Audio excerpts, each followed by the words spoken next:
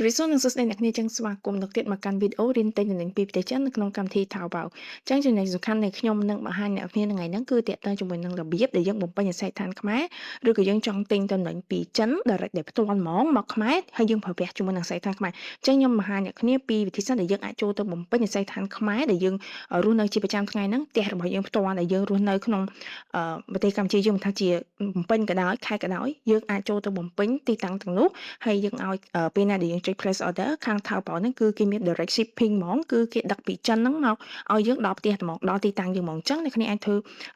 ចធ្វើតាមខ្ញុំបានអាចបំពេញអាស័យដ្ឋានខ្មែរដែលជាទីតាំងផ្ទះរបស់យើងផ្ទាល់អញ្ចឹងអ្នកគ្នាអាចបើកកម្មវិធី Taobao មកអញ្ចឹងជំហានដំបូងដែលអ្នកគ្នាអាចចូលទៅបំពេញអាស័យដ្ឋានខ្មែរបានអ្នកគ្នាត្រូវប្រកាសថាគណនី Taobao របស់គ្នាឬក៏ account Taobao របស់គ្នាហ្នឹងតាក់ទងជាមួយនឹង region ឬក៏ location ទីតាំងហ្នឹងគឺយើងដាក់ទីតាំងនៅណាបើសិនជាពីមុនតាក់ទងមួយ account Taobao ពីមុនគឺវា load ចូលទៅ mainland ឬក៏ China អញ្ចឹង account ថ្មីវា load ចូលមក Cambodia អញ្ចឹងបើសិនតែគ្នានៅក្នុង account ចាស់ដែលជានៅ mainland China ត្រូវដូរទីតាំងមក Cambodia អញ្ចឹងខ្ញុំនឹងចូលទៅបង្ហាញអ្នកគ្នាអានេះគឺជាជំហានដំបូងដែលយើងត្រូវធ្វើអញ្ចឹងអាចចុចខាងក្រោមខាងស្ដាំដៃអញ្ចឹងអ្នកគ្នាអាចចំណាំបានចុចខាងលើខាងមកអញ្ចឹងអ្នកគ្នាអាចចំណាំអក្សរចិនដែលវែងជាងគេហ្នឹងអញ្ចឹងមកដល់ត្រង់កន្លែងហ្នឹងផ្នែកខាងលើគឺជាផ្នែកដែលយើងត្រូវដូរ region ដូរទីតាំងដូរប្រទេសហ្នឹងណាអញ្ចឹងយើងអាចអុសមកហើយចំណាំអក្សរចិននេះមកអានេះគឺជាឈ្មោះរបស់ប្រទេសកម្ពុជាយើងដែលជាភាសាចិនអញ្ចឹងអ្នកអាចចំណាំហើយ select យកវា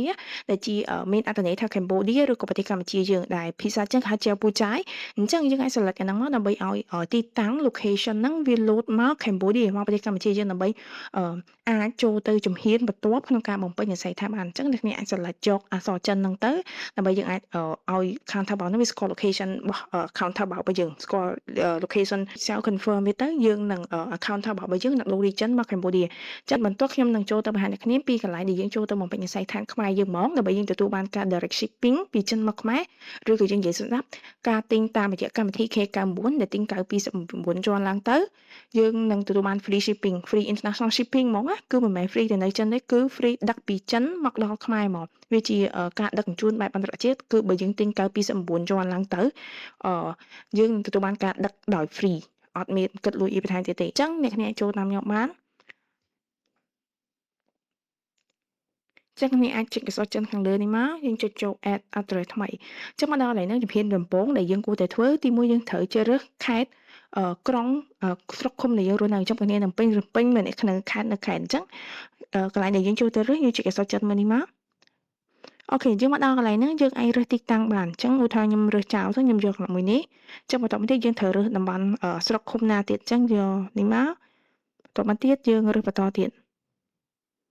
អូខេចុះជំរាបតយើងត្រូវបំពេញតាក់ទងជាមួយនឹងdetail ត្រូវបានន័យថាព័ត៌មានបន្ថែមតាក់ទងមួយអានរបស់យើងនៅបើសិនជាមានលេខផ្លូវយើងបំពេញលេខផ្លូវគុំយើងបំពេញឈ្មោះភូមិឬក៏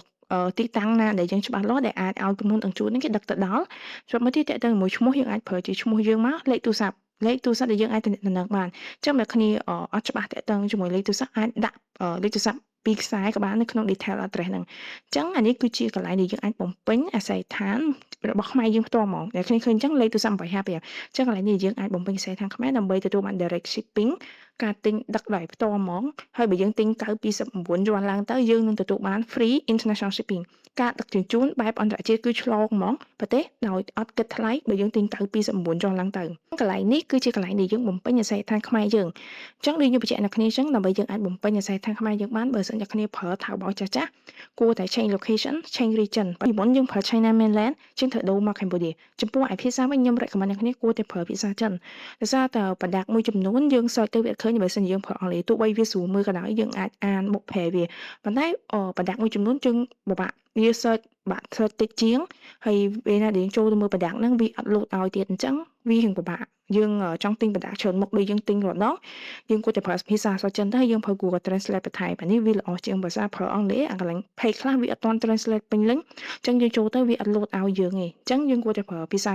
ចិនហើយក៏មកទាំងនេះប្រើភាសាចិនអញ្ចឹងបន្តមកទៀតយើងចូលមកបំពេញអាស័យដ្ឋាននៅកន្លែងនេះបំពេញអាស័យដ្ឋានផ្ទះអ្នកគ្នាផ្ទាល់ហ្មងអត់មានប្រើក្រុមហ៊ុនឃ្លាំងណាទេគឺយើងប្រើអាស័យដ្ឋានផ្ទះយើងរស់នៅប្រចាំថ្ងៃភូមិឃុំស្រុកយើងហ្នឹងយកមកបំពេញក្នុងនេះមកនិយាយថា address នៅចិត្តតំបន់ណាផ្សារកន្លែងណាយើងយកបំពេញ លេខទូរស័ព្ទនិងឈ្មោះអានេះជាការស្រេចអានេះយើងបានតាក់ទងជាមួយនឹងសាច់ថាខ្មែរយើងដែលយើងអាចជាជំហានមួយដែលយើងអាចយកទិញតំណែងដោយផ្ទាល់ពីចិនមកខ្មែរដែល shipping ហ្មងណាឬក៏ទិញតាម KX99 ចឹងនៅក្នុងវីដេអូនឹងមានតែប៉ុណ្្នឹងទេបង្ហាញអ្នកនេះពីរបៀបដែលយើងចូលមកបំពេញអាស័យដ្ឋាន